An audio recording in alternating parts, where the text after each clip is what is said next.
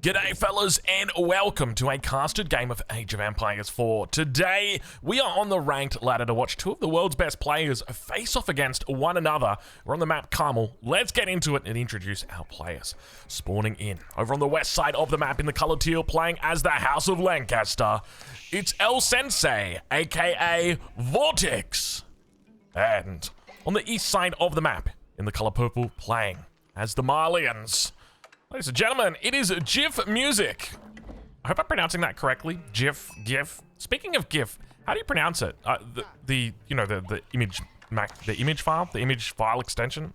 Is it GIF or GIF? Because I always just say GIF, and sometimes I see discussions online and I feel personally attacked. Anyway, I'm just going to leave it there. That's my hot take of the day. It's pronounced GIF. Let's get into it. Hopefully you're enjoying this Age of Empires 4 content. If you are, I encourage you, go ahead, leave a like down below. It really helps out with the traction of the videos. And let's get into it and talk a little bit about what we can expect today. So one of the things that I'm hoping that we start to see a little bit more of has been trade. And mainly that is because we watched a game recently where House of Lancaster did everything right. They played it the exact way that they thought they were going to be, or that they should play it. Unfortunately, the enemy was trading, and I think that if we extrapolate that a little bit more, it makes sense, right? Because the 2TC is definitely weak to the House of Lancaster timing, just simply because the Lancaster timing pays itself off a lot faster. The whole thing with trade is that you are getting a greater return on investment a lot sooner, so you're paying yourself off a lot faster. And because of that, I think that trade is truly the weakness of the House of Lancaster. I think that there's definitely ways to go about playing against it, but hopefully we see a little bit of that today, because if there's any civilization that can actually set up a strong trade opening, it is the Malians. The Malians, of course, have got a number of ways that they can really push their trade. First and foremost, they've got toll outposts. So their outposts collect a little bit of gold as they go past them. On top of that, they've also got access to the Saharan trade network, which also gives a toll outpost bonus, but then also taxes food as well as gold every time they go past. So it is a nice little bonus that you can add. So I'd love to see, and especially on a map like this where you've got, now that I think about it, you've got, hold on, is there only one trade outpost that spawned right here? Am I seeing that right? Am I just crazy? I'm not crazy, right? How does he trade? He can't trade. Oh, that's a bit awkward. That's a little bit awkward. I mean, he could just play aggressive and get in the opponent's face, but interestingly, that's just the single trading post that is spawned here. So he's really up shit creek without a paddle. And I mean, it's probably the nicest way that we could say it. Anyway, Age Up's coming through on the other side of the map. El Sensei obviously going to be going up with the Lancaster Castle. Beautiful little position he's got here towards the front. Only the 1600 gold vein, so it's not going to be doing a whole lot of work for him throughout this game. I think it's only a 2x2. Yeah, it's only a 2x2, so the same size as a house would be. But of course, there's plenty of gold dotted around the map. The main thing that you're going to be looking out for, though, is that large gold vein in the middle, which is effectively 5 little golds all together in a single spot. So yeah, that's my theory. Anyway, it looks like we're not going to be seeing trade today. It's just going to be the Mansa Quarry that is put down. At least there's no trade landmark here. We'll ride on board with GIF music and see how he is playing it. But yeah, isn't that interesting how the map has not spawned with the trade outpost? It's got to be bugged. I think it should spawn right here. But I mean, even if it does spawn there, where do you trade to? You trade up to the corner here? That's a bit of a risky trade to do it, especially with Hoblars as a potential way to deal with trade. I think people are sleeping on Hoblars, man. Hoblars are really, really powerful. Their charge, the fact that they're so cheap, you can just charge, run away, charge again. It's pretty cool. Rinse and repeat that thing. But Age Up coming through now. El Sensei, as he hits the feudal age at 4 minutes and 7 seconds. Not a bad little timing. Also got quite a bit of gold in the bank here. Take a look at this. So really looking to try and find that blend between getting the 3 menace down and then also looking to get that upgrade. And we can see the first one going to be coming down. 2 villagers here. He's going to get population blocked right here. This Vortex, by the way, adds in a 3rd villager. Okay, still probably going to get population blocked, I think, judging by 3 vills and especially how late that one was. Yeah, he's getting pop blocked. Sorry, El Sensei. Let's see how long this idle time lasts for. It's probably only going to be about 4 or 5 seconds, but it's still one of those things where it's like, it's kind of funny to see one of the world's best players just casually getting population blocked predictably. I think it's one of those things where he just didn't macro enough vills over to stone early enough, and because of that, he didn't have the stone to drop down the mana. But on the other side of the map, we do now have our our second Age Up, and have a look at this. this. Double cow opening. So we've got ourselves a one base boom off. That is what we're witnessing right here. And by the way, how beautiful is it seeing this? We've got, hold on, what is this? Is this mills? No, it's pit mines. It's pit mines. Is the second pit mine already down? The second pit mine isn't down though. That's the thing. Hold on. We've only got the one pit mine. Is it including the Mansa Quarry in that? Surely that's what that is, right? But have a look how quickly he is absolutely sending it with regard to the cattle. The cattle is just coming out incredibly fast. There's a world where this actually makes quite a bit of sense. I don't think I've ever seen a cow boom like this before. And you can see behind the scenes, Jiff is just scouting out exactly what Vortex is up to. He is looking for it. And this is an interesting this is an interesting dynamic that we're witnessing right now. You've got full manners. Oh, not full manners exactly. We've got Muster the Nobles coming through. Tell me he's got the third mana coming up. He does have the third mana coming up. Interesting decision to call this so early. Once again, I mean, I think that there's definitely two ways that you can play Muster the Nobles. Like, you can obviously go for it exactly how he's done it here, where you basically try and get out 5 cav units immediately and put on pressure. And then there's the second way where you wait a little bit longer. I think normally about the 6 mana mark is probably the best spot for it. But he's going to try and get out on the map now with the 5 Demi Lancers. They don't do a whole lot of damage, but they're obviously pretty decent when it comes to sieging. They've got their 13 torch damage compared to the Scout, which has got the 13 torch damage as well. And now a villager going to be brought out. So he might need to move into Donzos here, but look how quickly he is getting these up. In fact, he's going to go double stable behind the scenes. Now, does he spot this out across the map? Indeed, he does. Jiff Music is going to see this and does realize that there is units coming out to attack him. So that's what that gold was all about. We're wondering what that gold was about. That is the answer to what it is. So he was rushing the Demi Lancers. That was the idea. So early pressure getting put on here. Behind the scenes, we also see condensed land practices coming through, but it looks certain that he's probably going to be losing a house or two. Have a look at how quick these mills are just printing out these cows, though. This is incredible how fast we're witnessing this, because we're at 7 minutes through, and this is probably the fastest I've ever seen someone do a cow boom. 11 cows already through. Obviously, he wants to go castle. He wants to get the big cow landmark in. Behind the scenes, we also see the mining camp going to be coming down at the back here. I wonder if we see that number go from 2 out of 2 to 3 out of 2? How does that work? It must be including the Mansa Quarry. I'm not sure exactly what the process is, but Sofa Warrior now going to be out here. Keep in mind, it does have a little bit of armor to defend up against the Demi Lancer, so they're only going to be doing 6 damage per hit, but you probably want to wait for at least 2 before you get out here and start putting pressure on. Meanwhile, behind the scenes, Jiff is now taking another gold in the back of the base. Nice and safe. He's got another one to his bottom side. He is aware of it, but obviously fearful of pushing through. Vil going to get caught out of position. Jiff not paying attention and loses the first one for the game. Unfortunate for him, so he's lost 3 houses as well as the Vil. And does Vortex know about the stables? That's a question I'd like to have the answer to. You can see the Scout's always been towards the front of the base, so probably not yet, but he'll definitely know about it now as the 3 Sofa Warriors come out. And I think he's going to be quite happy with this, because remember, on the side of Vortex, he's done nothing at this stage with regard to investment. Like, he has not put anything down other than the manners, but we do now start to see him throwing down a double racks in immediate response to this. So very fearful of the Sofa. They are a powerful unit in the feudal age, something you need to be cautious about, especially because they can sneak up on you very, very quickly with their numbers. But it looks like for the moment, Jiff is going to continue rallying out more and more Sofa Warriors. We now see up to 6 with 2 more in the queue. And chasing back towards the enemy base, these Demi Lancers are now going to fall back. Jiff playing quite well. Currently, Jiff sitting inside the top 10. Vortex currently rank 4 and rank 5. He's got 2 accounts in the top 10. Third rack's going to be coming up here as well. Have a look at this. We are talking about a serious spearman spam. A triple S, as I like to call it. We'll check in on the other side and see how Jiff is doing. And you can see that pit mine's now going to be coming up. So this is what I want to find out, because we're sitting at 2 out of 2 over here. It might be bugged. I suspect it could be bugged. Yeah, it is 3 out of 2. I knew it. I knew it. Oh, that's quite funny. So it's including the Mansa Quarry as a pit mine as well. And I suspect what's happening is it's just making it a pit mine and then just like pretending that there's a gold mine underneath here, essentially. That's what I suspect is happening. So that's why that's coming up. That's quite funny. But Sofa Warrior is going to be causing havoc right now inside the base of Vortex. He picks off a villager, so manages to get the first one on his side. He's going to try and surround the spears, doing a decent job. Town Center is absolutely brrring these Sofa Warriors, but fortunately, they do manage to make it all out here. Only one quite low on health, so I suspect he probably moves that back to the base. You don't want to lose it underneath the Town Center. And now, more and more Sofa Warriors going to continue moving out across the map. He's doing a good job of just chasing down these units. How's he doing with regard to the cows? So sitting at 12 cows, he's adding in more. That's going to be a 13th cow now that is coming out. So he has just gone absolutely crazy on the cow numbers. And I'm curious to see what kind of difference we are witnessing here. So these are 82 resources each. So you're talking about 320 resources from these right here.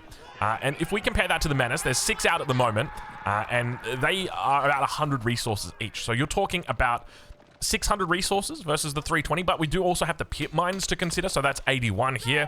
We've got 108 over here, and he's going to rebuild these as well, so keep that in mind. And the 75, so probably about even Stevens with regard to the passive economies, but we are really starting to witness the rise of the passive resource generation in Age of Empires 4, but now villagers behind the scenes going to get caught out of position on this gold vein.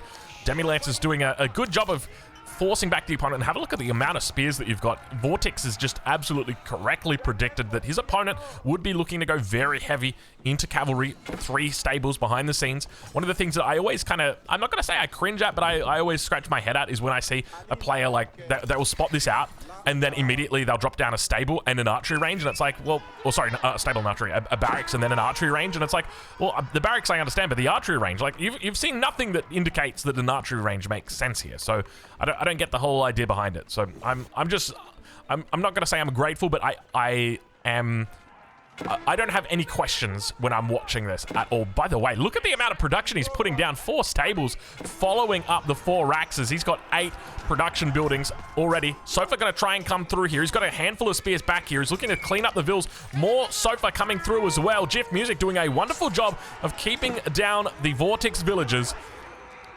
Meanwhile, the spears do make their way back, but he's going to be able to force back those Sofa. King's College is obviously coming up. Grand Fulani Corral going to be coming over on the other side of the map.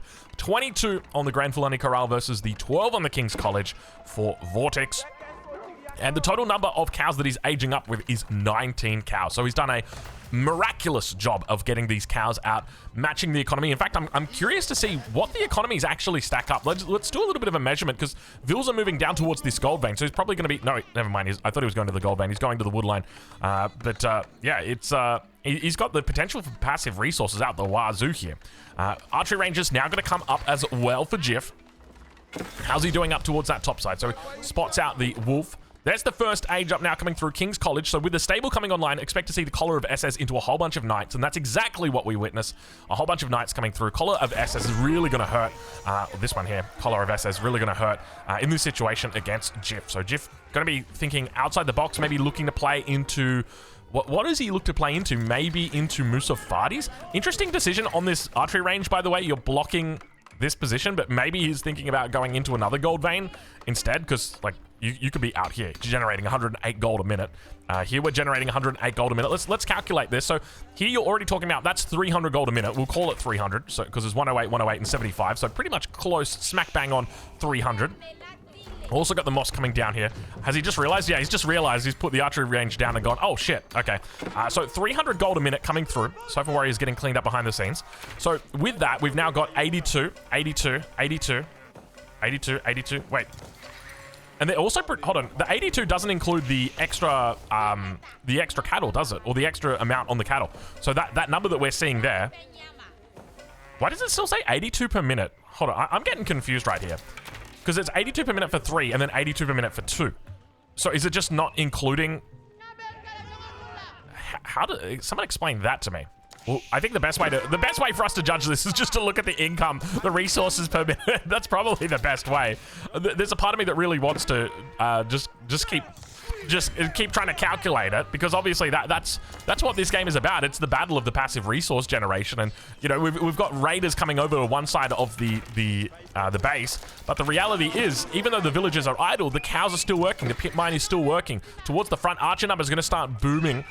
And now the Sofa Warrior is looking to clean this up. Keep in mind, Collar of SS has come through for Vortex. So he's feeling pretty good in this situation. Obviously outnumbered, so going to have to fall back. Meanwhile, towards the front, more knights continue to come through. He's spamming out these bad boys. Might need to drop down a market, though. I would recommend dropping down a market. I think one of the few civilizations you can justify building an early market on is this civilization, the House of Lancaster, just because you've got resources that you can't always control. You don't always want to have wood. Obviously, you know, farm transitions and all that good stuff. Eventually, you're going to need it, but there are circumstances like right here where you just say, okay, I want to sell my wood. I don't need it. I want to get myself a bit of gold.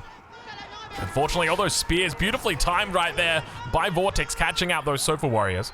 And we're back to the drawing board. So let's do a little bit of a comparison, compare the pair, see how these guys are doing. So GIF Music, at the moment, sitting at about 2k resources per minute. Meanwhile, on the side of his opponent, you're looking at about 1.6k resources per minute, if my math is mathing correctly. I think he's just moved a whole bunch of vills to the middle here. No, these are dropping off. Yeah, he's only just moved these vills. So really smart move here by Vortex to come out and take the middle. I like this a lot. The fact that he's just come out here versus rather than putting down like a keep or something, it means that every bit of gold that you gather is just extra gold that your opponent that you're denying from your gold. Well, a lot unsuccessful. Archer's going to start moving out as well. Obviously looking to try and contest this position. The spears now still only hardened. No, I take that back. Veteran. What's up with this? Why is their spear... How come their spear looks different? It doesn't have like the little pointy thing on the end. I mean, it's got the pointy thing on the end, but doesn't the spear upgrade? Is it just me? Why does it look... Oh, is it because of the Billman upgrade? Maybe that's why. They don't look... I mean, the helmets look veteran to me, but the weapon doesn't look like it's a veteran weapon to me. A whole bunch of vills behind the scenes. Look at this. Jiff losing out plenty of vills. He's still got the passive resource generation. That's all he cares about. Now looking to try and cause a bit of harm on the other side of the map. Spears continue to chase through the base. Archer's on the south side with the Sofa, looking to try and come through here. There's so much damage he could do if he wanted to do. Of course, behind the scenes, more and more units continue to rally towards these knights. He's got to be cautious about overextending with the Sofa. They will get picked off very quickly. Speaking of Sofa, I mean, Jiff is doing a good job here of just keeping Vortex on the move. But Vortex obviously taking out more villagers throughout this game already. Archer's now coming out. Remember that the Malians don't have access to crossbows, so one of the key ways you're going to be looking to counter this unit is through the Musafadi or through more Sofas yourself. But going into more Sofas is going to be difficult because of that Collar of SS upgrade, that extra 6 versus heavy. Excuse me, versus heavy. I don't know what happened there. That was a bit weird. Sorry. What was that?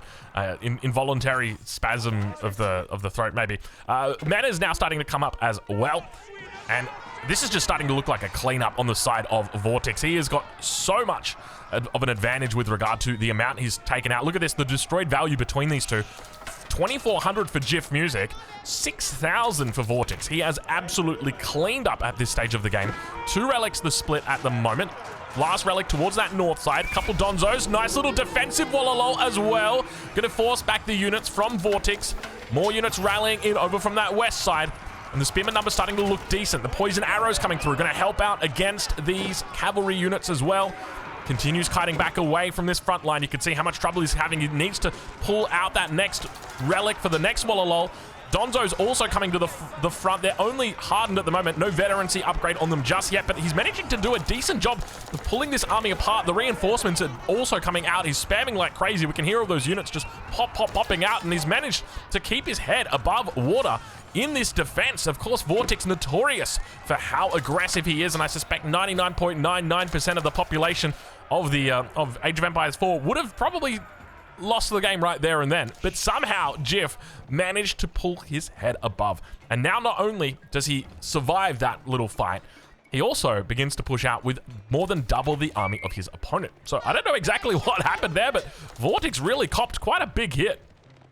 Towards the top side, he's still got these knights standing on standby, ready on standby. Let's do a bit of a comparison of the economies. So we're talking 2,500 on the side of Vortex compared to his opponent. Oh my lord, he's well and truly above, about 2,800 on the side of Jiff. And that's despite losing more than 10 vills, or at least well, more than 17 vills. Let's say it that way. He's lost a lot of villagers throughout this game. Another pit mine coming up on the south side as well. But, you know, House of Lancaster, the win rates came out for them. It looked a little bit underwhelming, right? But obviously the win rates, you can't always trust them. There's a lot of factors to consider. Typically when you do balance, and I know people don't like it, but it's just the reality of it, they're balancing for the top level of players. So it means that you might have something that's very broken, even at like the Conqueror level or Conqueror 2 level. But then at the super high Conqueror 3 level, people know how to play it. So House of Lancaster, obviously Vortex, he's definitely a strong pilot when it comes to this civilization. But now pushing into the enemy base. We've seen a little bit of a swing throughout this game behind the scenes. It's going to be a pit mine that goes down over on that east side. Continuing to push through Jiff, looking to try and find a nice little spot. Earl's Guard's now going to be coming out as well on the defense. Vortex trying to hold on in this spot. He doesn't have a whole lot of defensive structure, with the exception of all the manners that are firing off to assist him. You can see even this one down here is helping out take down this army. Those knights behind the scenes looking to clean up even more villagers here. Donzos are going to be able to respond. And now the archers with their poison arrows cleaning up the Earl's Guard. We see the yeoman yet to pick up synchronized shot. It's actually on the way through right now. He could look to try and grab... He's already grabbed it. The yeoman from the Lancaster Manor. The Lancaster Castle. But, yeah, so he's got a total of 9 menas out as well. So he's at peak economy. The only way he improves it from here is a second town center. That's realistically it. But we're really witnessing that one base passive income playstyle really coming out quite strong today. Okay, a little bit of siege pushing towards the front. When it comes to upgrades, Jiff is looking pretty damn strong across the board here. A couple key ones that he's missing, things like your wheelbarrow. Is he really missing wheelbarrow? That's not bugged. Yeah, he's really missing wheelbarrow. There you go. So it is not bugged. It's kind of wild to be looking at the Age of Empires 4 UI and being like, hey, nothing's actually bugged anymore. Like, everything just says what it does, which is kind of crazy. But at the same time, like, you know, hats off to the devs. Well done, guys. I can't believe they've actually cleaned up Age of Empires 4 caster mode so well. It's incredible when you think about it. Everything actually just... This is wild. There's only one bug that exists at the moment. I don't know if you guys remember it, but basically whenever when I spawned into this game, these were flipped around. So I just had to flip them. That hotkey came back like, yeah, I immediately remembered it. That was like one of the weird bugs that somehow found its way back into the game. Sacred Site victory now being approached. We got 2 Sacred Sites that have come through. Synchronized shot. Not going to do a whole lot of damage. The archers continue to kite through, and Vortex could be in trouble. Battering ram going to start working it down. Obviously, the outpost on the front, no emplacement just yet. Not going to be providing any real bonus to the House of Lancaster. And Donzo's going to start sieging down. And once again, synchronized shot. Only a little bit of damage. Only, I think, 1 or 2 were able to fire off right there. Battering ram now got the outpost defending, or the outpost burning down. Meanwhile, all of those raids have been cleaned up behind. So you can see just how much. Look at this. He's in real trouble. He is in huge trouble right now. More than 4 to 1, or about 4 to 1. On that military chart difference. So a huge difference between these two. Bring up the shamans, please. We got ourselves some relics right here. Are they? They're not shamans, are they? I feel like. Let me see if I can find them. They are out on the map. They will be found eventually. But now Malian's looking incredibly powerful. I mean, at this point, how does he possibly defend this? I feel like it gets so much harder before it gets better here. The yeoman going to try and take out these archers on the backside. We'll do a decent job, but he's cleaning up villages now as well. And keep in mind that when it comes to passive income... Oh, there we go. It's an imam. It's not a shaman. Who's got the shaman? Is it the Mongols? Mongols? Probably the Mongols, right? I know there's a shaman somewhere. We're not playing World of Warcraft, but I'm sure there's a shaman somewhere. But, yeah, it's one of those real interesting dilemmas, because... You can see from the amount of units that are just getting pushed out here. Jiff is just going ham on the production. Nice little synchronized shot attempt. It's going to miss, though. And behind the scenes, like, if we look at this, look at the amount of production that is down here.